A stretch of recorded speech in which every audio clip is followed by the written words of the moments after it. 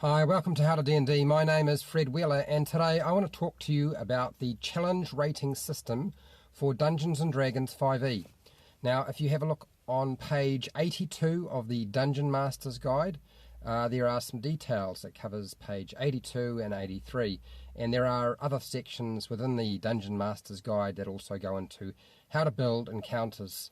So if you have a look there, it has details on how to build easy, medium, hard and deadly encounters, and you can build or establish what is easy, medium, hard or deadly for an individual or for the party as a whole. There's a bit of a formula involved. It gives you a chart based on the level, so whether they're level 1, it gives you an idea of sort of what XP level you might require and what the challenge rating might be for that particular character or that particular party. It takes into consideration the party size, so you have some modifiers, some multipliers for that based on the number of individuals in the party. It has some multipliers for the number of monsters, so if you have more than 2 monsters essentially, then you are going to have to apply a modifier or a multiplier to change that so that you can establish exactly what your challenge rating is.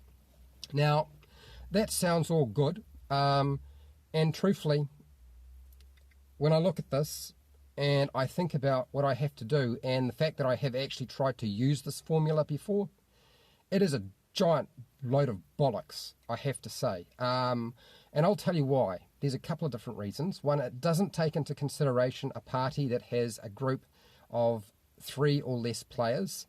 It doesn't take into consideration a party that has more than 6 players, so a large group. This doesn't work. It breaks down. There isn't that information there. It's incredibly complicated because every time you adjust the monsters or the party size, and it's outside of the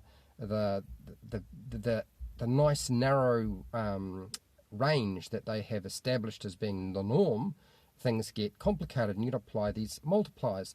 I don't want to go to the moon. I don't need a formula to figure out how to go to the moon.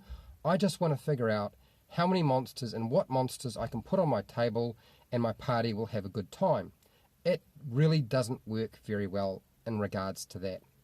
It doesn't take into consideration the skill level of your players. It can't do that. It's impossible, and no system could.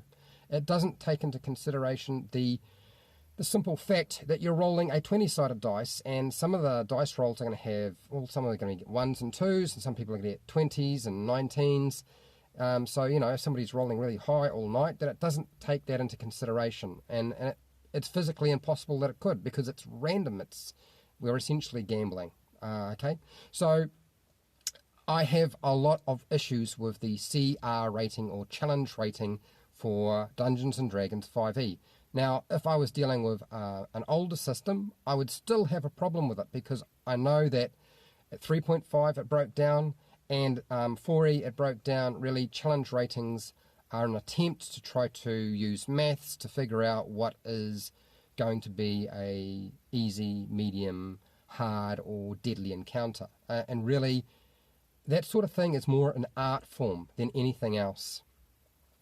Another thing that you may not be aware of, I was part of the Monster Manual Alpha Playtest. Now, I know what the time frame on the Monster Manual Alpha Playtest was. It was extremely short.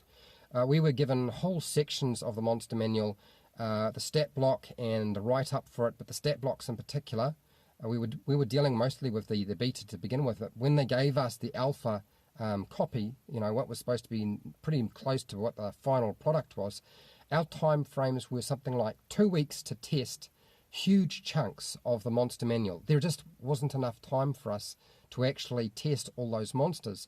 Really, most of our feedback was small snippets, stuff we could actually get to. They didn't give us a challenge rating, they just gave us the stat blocks, and we were supposed to give feedback about how we found things worked out. Most of my feedback was on a group who were playing at about level 5, and I threw everything. I didn't know what challenge rating it was, so I thought I'll just throw whatever the heck I like at them. And my feedback was basically that level 5, they could deal with pretty much anything. And that's exactly what I've found when 5e was printed out and we got a monster manual. So that means that your challenge rating system isn't foolproof. It really wasn't. I mean, it was tested a lot, but it really wasn't tested to the extent that a lot of people might think. So I would not hang on to the challenge rating system too much. It's perfectly fine between about level 1 to 5 because really there isn't too many mistakes you can make. After that, challenging anybody is not going to really be very easy after that because the challenge rating system sort of breaks down with all the other variables that are involved. I highly recommend, though, using trial and error and using what I call the slow boil technique, which is where you simply give them very, very easy encounters and slowly increase the difficulty over time to establish with your party composition, the number of people at your table and their skill level, what is suitable as a challenge for them. It's a much better way to actually approach combat encounter building. And really, the challenge rating system, it's like a really rough guide, and I wouldn't hold too much in it. I don't know that this was necessarily the video that people were expecting. I imagine that people were hoping that I would actually explain and show you how to calculate the challenge rating for a group of monsters so that you could do it yourself. Now, I know that somebody has already done that. Andrew Armstrong on Dawnforge Cast has done that. He's got a video. I'm not going to do that because, truthfully, the system is not foolproof and it's pretty broken, and I would just ignore it. Slow boil, much better way to go about doing anything here. If you found this video helpful or informative, please share, like, and subscribe. Make a comment below if you have any comments or feedback on the challenge rating system in Dungeons & Dragons 5e and how you actually put together a encounter so that you know that your players can actually manage it. And if there are anything that you sort of disagree with, by all means, put it there. I don't actually have an issue with people having disagreeing with me. It's actually perfectly fine as long as I know why they disagree. I've given my reasons why I don't like the challenge rating system. And till next time, keep rolling those 20s.